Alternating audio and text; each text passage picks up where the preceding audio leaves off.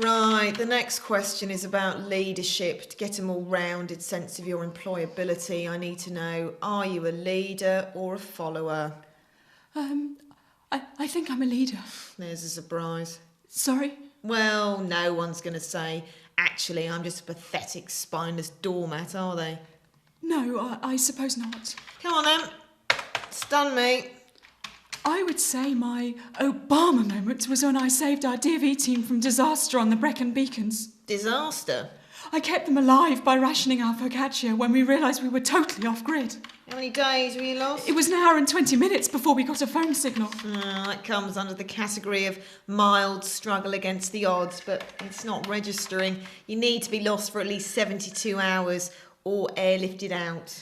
Well, when I was on my gap year, I made it to the top of Machu Picchu, despite terrible pain. Oh, here we go. The summit represented the enormous blister on my right toe, which I had to conquer. Sorry, on this new system, the computer bypasses clunky hill-walking metaphors of any kind.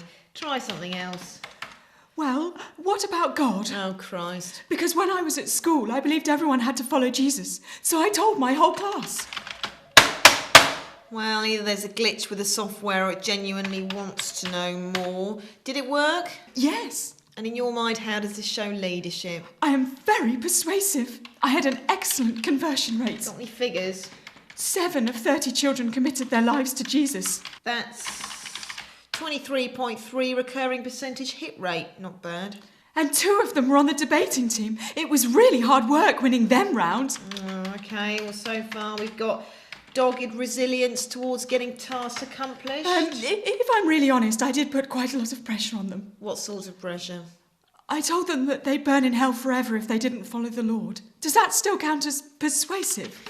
That falls into the category playing on people's fears about death and the afterlife, which is veering towards overactive leadership / bullying.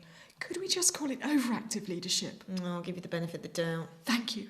In certain situations, ruthlessly exploiting people's vulnerability is the only way to get things done.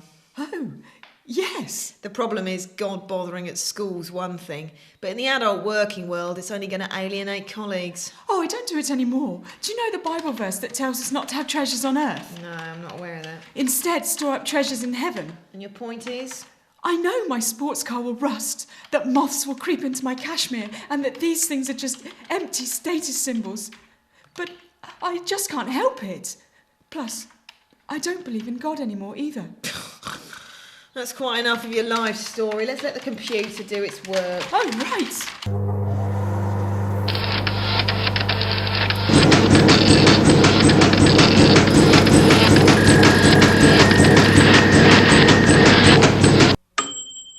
Here we are. What does it say?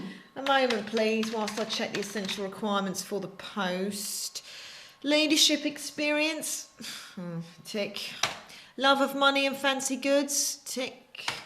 And preferred previous knowledge of spiritual matters? Tick. But what does it say I should be? The leader of a cult. Oh. And I see from our records that a position has just become available down near Horsham. Really? It says here, 2 months ago, the last true prophets of Itchingfield were decimated by a millenarian suicide pact, but there is a rump of survivors who are in desperate search for meaning and guidance and are looking for a new leader. I see. Here's a phone number. I suggest you give them a call while they're still interviewing.